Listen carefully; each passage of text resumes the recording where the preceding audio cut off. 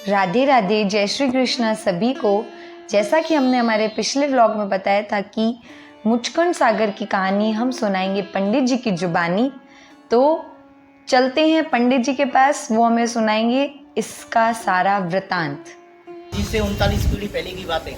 चक्रवर्ती राजा मानदाता हुए अयोध्या के राजा। उनके पुत्र थे मुचकुंद, जिनके नाम से मुचकुंद जाना जाता है। उनके 3 पुत्र हुए, अमरीश, पुरकुतुस और मुचकुंद। उनके 50 कन्याएं थी। जो मुचकुंद जी की बहन थी, उनकी सौरभ ऋषि के साथ में शादी की गई।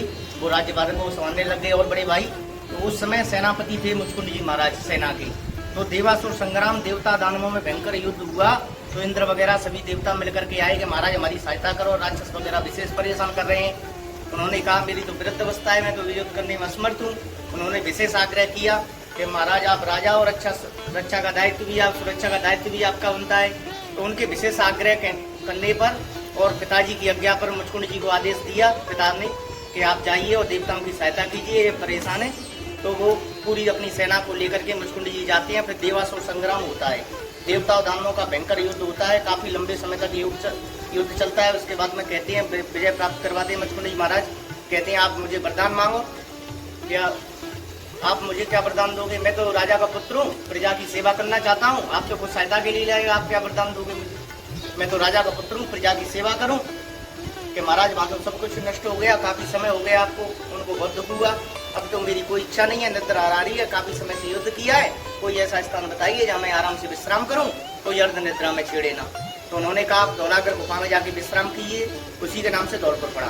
तो धौलपुर मचकुंड के बीच में मौनी सिद्ध के नाम से आजकल वो गुफा जानी जाती है, जहाँ आकर के उन्होंने विश्राम किया। तो काफी समय हो गया, उन्होंने वरदान दे दिया कि जाओ आप विश्राम कीजिए, ऐसे धौलाकर गुफा में आपको जो जगाएगा भस्म हो जाएगा, वरदान दे दिया देवताओं ने। इधर आके काफी समय हुआ, इधर मचकुंड जी को जगाना था, उधर कालियामल राक्षस को भस्म करना था। उसको डायरेक्ट मार नहीं सकते क्योंकि भगवान शंकर की तपस्या वरदान प्राप्त कर चुका था। इसलिए भगवान कृष्ण ने लीला की रणछोड़ वहाँ मथुरा में युद्ध किया। युद्ध करते करते रणछोड़ा, वहीं से रणछोड़ नाम से संबोधित कालियावन ने किया, वहीं से रणछोड़ नाम भगवान कृष्ण का पड़ा। तो भगते हुए आए हैं आगे कालियावन, पीछे भगवान कृष्ण। आगे अंदर गुफा में उनको मालूम ही था, अंदर आके गुफा में प्रवेश किया और अपना पीताम्बर जो ओढ़े थे वो मुचकुंद जी महाराज के ऊपर डाल के थे और साइड में छुप गए।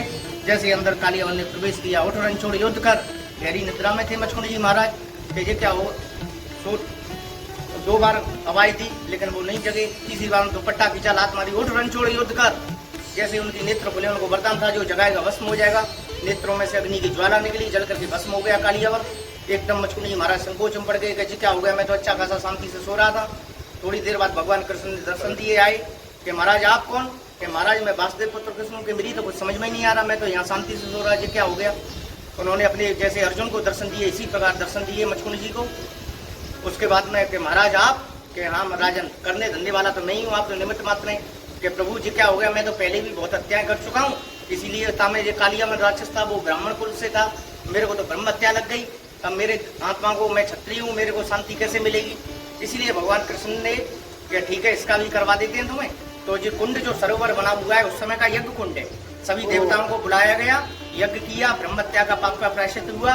उसके बाद में उत्तराखंड तपस्या के लिए मुचकुंद जी को आदेश दे दिए। वहाँ जो बद्रीनाथ जी से आगे माना गांव है 5 किलोमीटर, वहाँ तपस्या मुचकुंद गुफा आज भी है, वहाँ जाके आप तपस्या कीजिए। अगला जन्म तुम्हारा नरसिंह मेहता के रूप में होगा।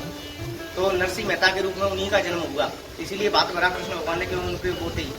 और उसमें क्या है, सभी ने विचार दिवस किया जब यज्ञ समापन हो गई कि ऐसा कोई विशेष होना चाहिए जहाँ में कलयुग आएगा, कलयुग में मुचकुंद जी की पहचान मानता होनी चाहिए, क्योंकि उन्होंने देवताओं की विशेष सहायता की है। तो उन्होंने कहा, सभी ने विचार किया आगे कलयुग में और रिश्तों में अधिक महत्वता नहीं रहेगी, भांजे को अधिक माना जाएगा। इसीलिए देवताओं ने भांजे की उपाधि मुचकुंद जी को प्रदान की गई। इस प्रकार